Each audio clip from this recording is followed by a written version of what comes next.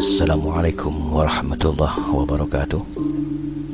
Kali ini kita akan membahas seorang oknum yang bernama Ghosh Sombiden yang berasal dari Blitar.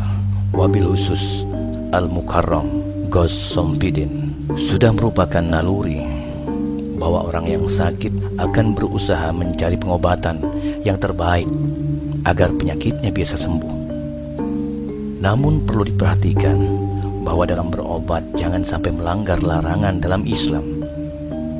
Di antara bentuk pengobatan yang terlarang di dalam Islam adalah berobat kepada seorang dukun, apalagi dukun dobol, berobat dengan cara sihir, memakai azimat untuk berobat atau menangkal penyakit dengan yang haram. Berobat kepada seorang dukun adalah orang yang mengaku mengetahui perkara yang gaib, termasuk dalam kategori dukun adalah paranormal, tukang ramal, ahli nujum, dan yang lainnya. Siapa yang menceritakan tentang perkara di masa yang akan datang yang belum terjadi atau mengaku mengetahui perkara yang gaib, maka dia disebut dengan dukun dan statusnya adalah seorang dukun. Mendatangi dukun untuk berobat termasuk hal yang dilarang dan diharamkan dalam dunia Islam.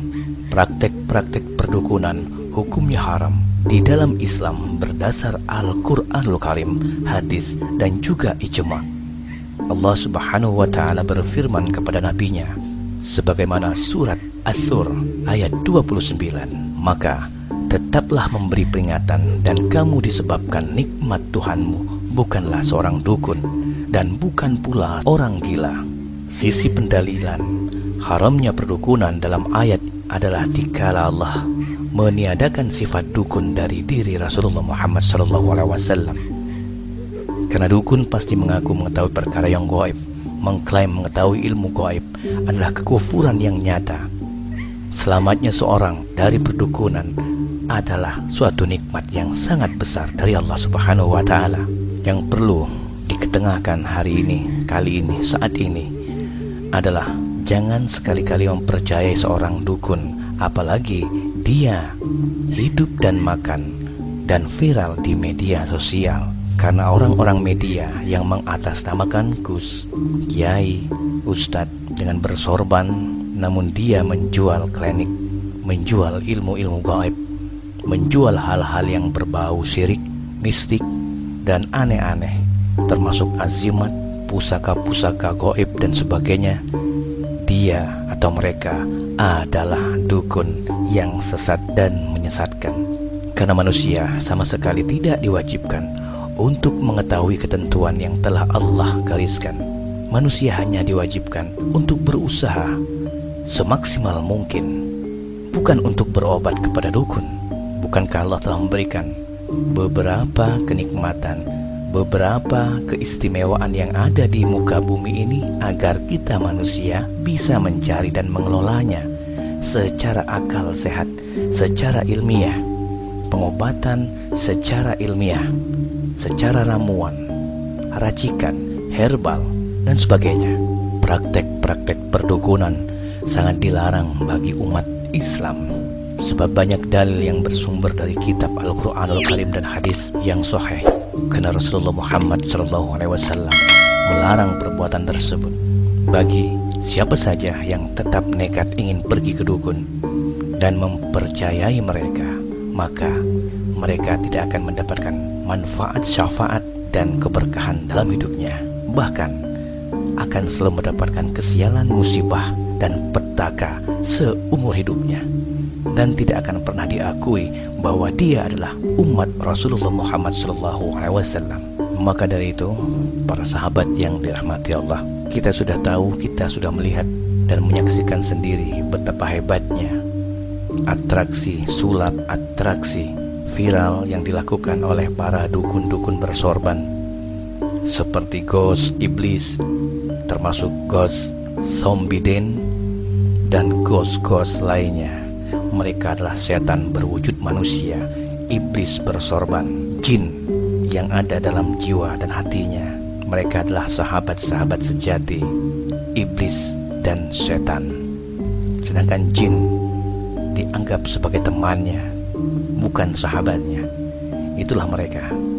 Karena mereka yang mengatasnamakan dirinya sebagai gus, kiai, ataupun ustadz selalu mengedepankan ketidakjujuran dalam hatinya, selalu menjual kebohongan, selalu menjual agama dan menjual nama baik dirinya, serta mencoreng kepercayaan orang lain. Dan banyak sekali korban-korban berjatuhan akibat ulah mereka.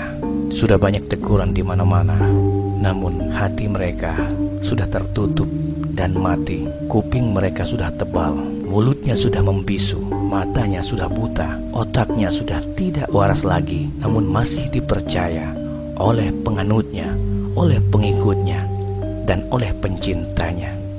Bahkan dipercaya apa yang mereka lakukan, yang mereka kerjakan di media, di video, di YouTube dan sebagainya. Mereka mengiyakan para pengikutnya seolah-olah tersugesti oleh kelakuan mereka yang sebenarnya adalah tipu muslihat dan penipuan yang berkedok agama. Maka dari itu, saudaraku semua yang dirahmati Allah, bagi yang belum sadar, sadarlah. Bagi yang sudah sadar, semoga akan selamanya abadi dan tetap memegang tali keimanan yang kuat, tanpa harus percaya lagi kepada siapapun juga yang berlindung dan bersembunyi serta bertopeng agama dengan gelar palsunya gus, kiai, ataupun ustadz. Apa yang mereka lakukan di media, di medsos, di YouTube dengan mengatasnamakan dukun santet, memerangi dukun santet, membunuh dukun santet, menangkap dukun santet, melumpuhkan, merobohkan, dan sebagainya, ataupun berperang dengan dukun santet, semua adalah permainan settingan mereka sendiri dengan tujuan agar mereka mendapat perhatian penuh dari masyarakat yang awam, yang tidak mengerti bahwa apa yang mereka lakukan adalah pembodohan publik yang nyata. Bagi yang sadar dan waras akal, serta bagi siapa saja yang mengenyam bangku pendidikan, ilmu pengetahuan yang nyata dan real, maka yang jelas mereka tidak akan pernah percaya dengan kelakuan mereka, para pelaku, para penipu yang mengatasnamakan gus, ustadz, dan kiai, yang sebenarnya mereka adalah dukun sesat dan menyesatkan. Kiranya itu saja, saudaraku. Kurang lebihnya mohon maaf yang sebesar-besarnya. Salam rahayu dari kami selalu, Panji Nusantara. Assalamualaikum warahmatullahi wabarakatuh.